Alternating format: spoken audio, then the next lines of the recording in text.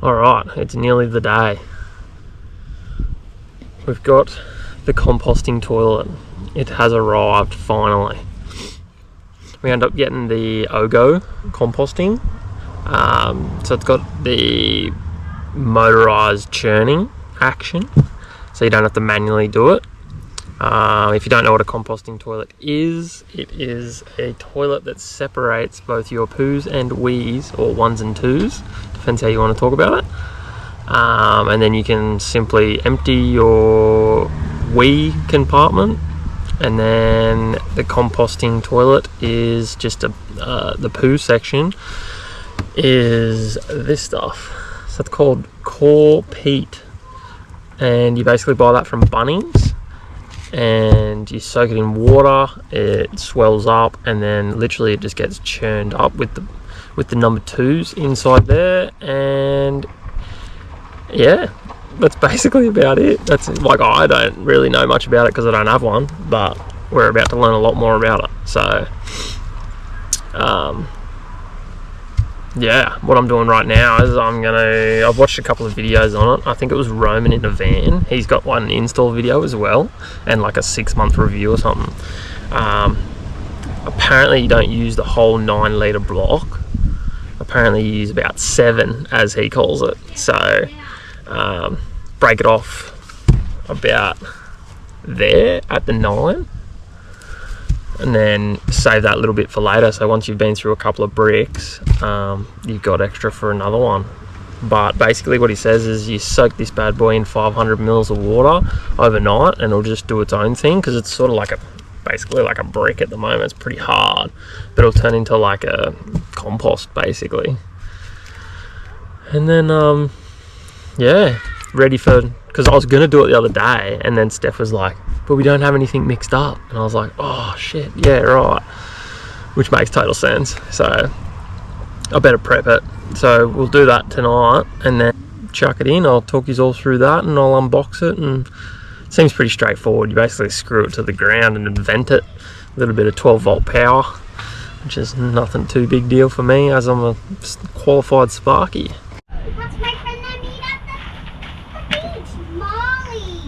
Alright, yeah. We've changed locations. Yeah. I was going to make a mess in the back of my car, can't have that. Basically, I think I'm up to opening this bad boy. So I've never done this before, by the way. But it looks like it's making an absolute mess.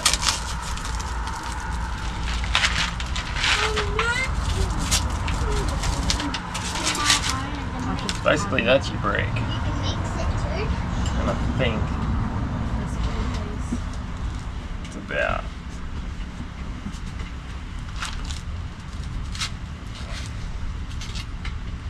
there somewhere, maybe? I don't even know. They say to just take some off, so. Is it not working? No, it's working. It's just.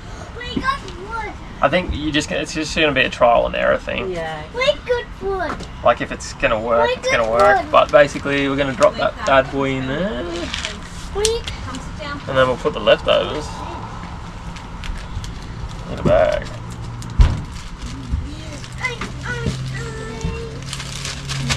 In there. So I think too, what he was saying in his video was it's easy to put more of this in than put more water in, because then you can just top it up with this, so you get that little bit of leftovers if it's too sloppy. Alright, I'm gonna go get some water. And then 500 ml. So we got an old baby cup. Because we've had babies before. 200.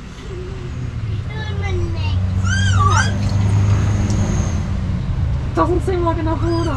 Yeah, I gotta put more in. Boys! 200.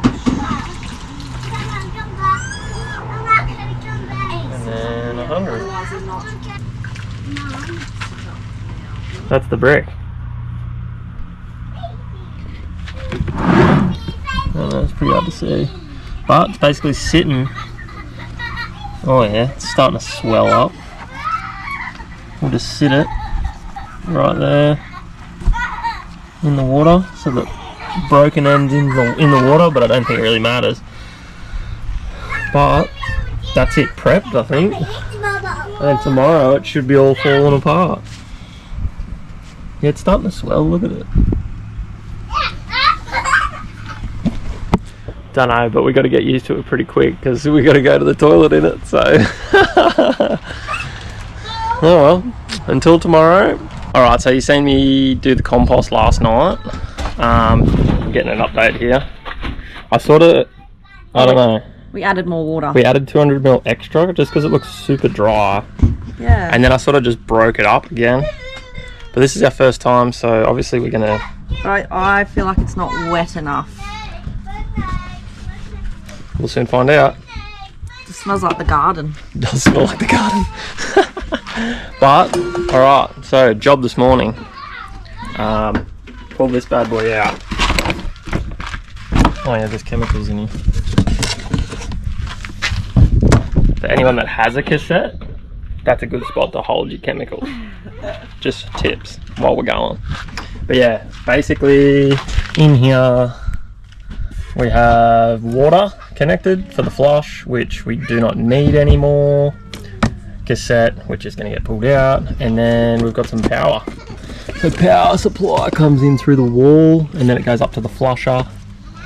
Not sure why there's 4 wires, but we'll work it out. All we need is 12 volt, constant 12 volt for the churning action and the ventilation. So yeah, besides that, we've got a bit of silicone there, but most of it's all just screws, and then I dare say there's some screws in the floor. And then fingers crossed it all comes out quite easily. We'll go have a look inside. Tour of the van. We've got some bloody freeloaders in here. But yeah, anyone that hasn't seen a cassette toilet, this is a cassette toilet. Music and whatever. Cassette out. So we got 1, 2, 3, 4 screws, I reckon.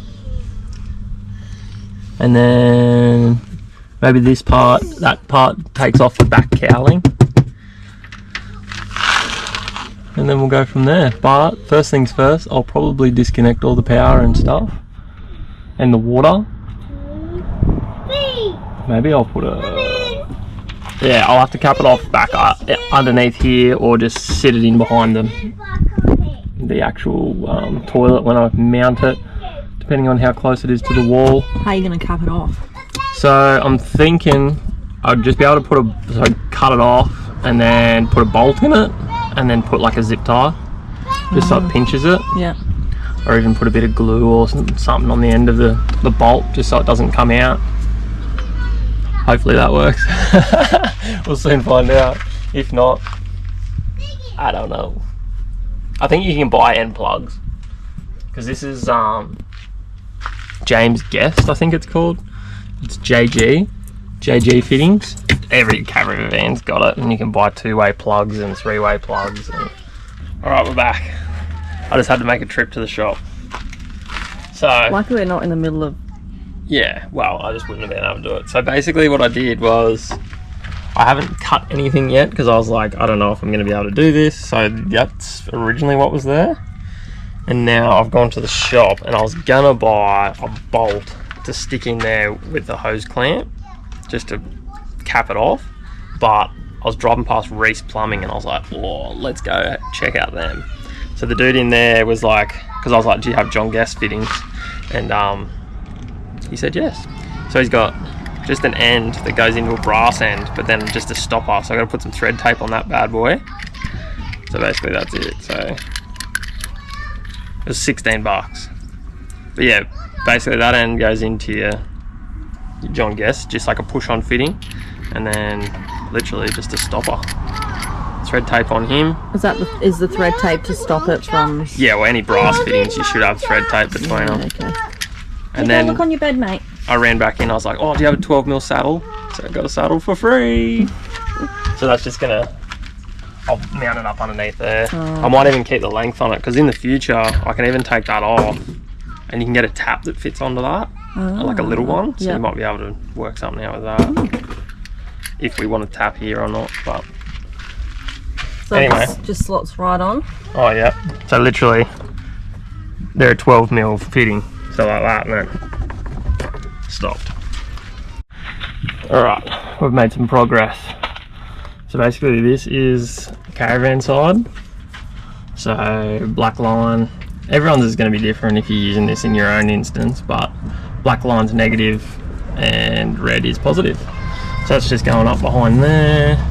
This one's part of the toilet. And then basically what I did was unscrew, light's probably not that great, just these ones around the ends. Inside here we got one there, there, there and there. And then literally the toilet is free from the inside. Oh, really? So I can go pick that up from on the inside. Ta-da! It's away from the wall. And then this here, I think literally just pulls up and then off this little clip part there. And then that is basically your toilet bar, them two little bits down there. Hello! So there's stuff. That's so weird. So yeah, and then we'll hook up the 12 volt to our cables there. We can vent it to the flap outside, but you need to hide the hose, which I'll show you when I unbox it. But we're thinking of maybe just drilling a hole down the side here and just running it down beside there, or even this side maybe, because then our washroom basket will hide it. The Ogo toilet. It's done. That's it. It's done. No, it's definitely not done. We're literally just looking at final positioning now.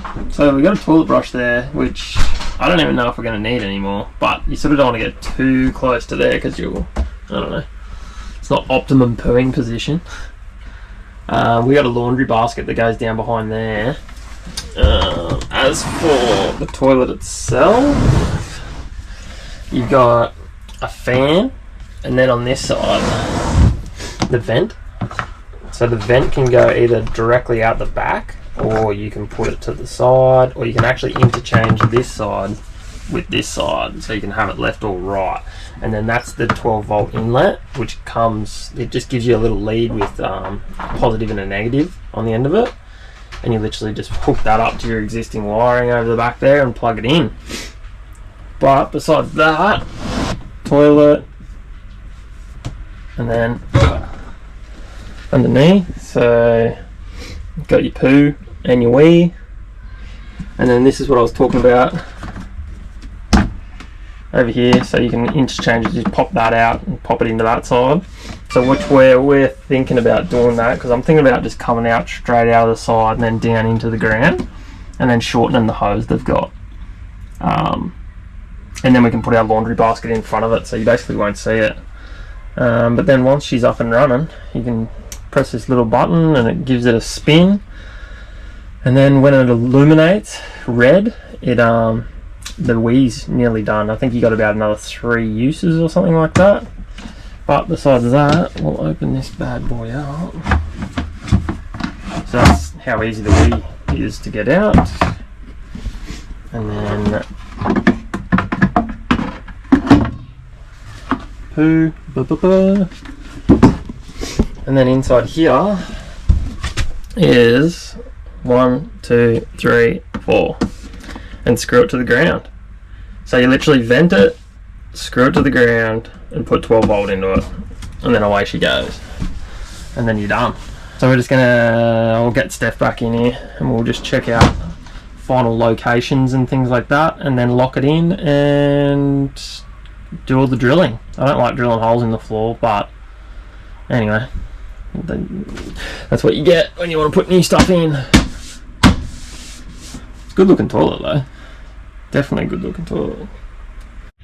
So basically we've got power coming in, and we've just paralleled it up, but see the black stripe, that's neutral, so they've both got black stripes, that's a good sign. And then you got red and red, so that's all positive, negative. So this is the lead that comes with it, that's the plug that goes into the toilet. So what does that do? So that just powers the fan Yep. and makes it so it can churn when you Oh, press so when you press the button. Yep. Yeah. Yep. So literally, red goes to positive, black goes to negative. Don't stuff it up. Yeah, I'm gonna solder them just because that's what I've got. But you can use like an inline connector, sort of like these guys, but like a double-ended joiner. But I just have solder and a soldering iron. So yeah, and then that will be done. And then we can turn the power back on in the water. And then I've just, if you want to have a look underneath there, I've just screwed it up. Oh yeah.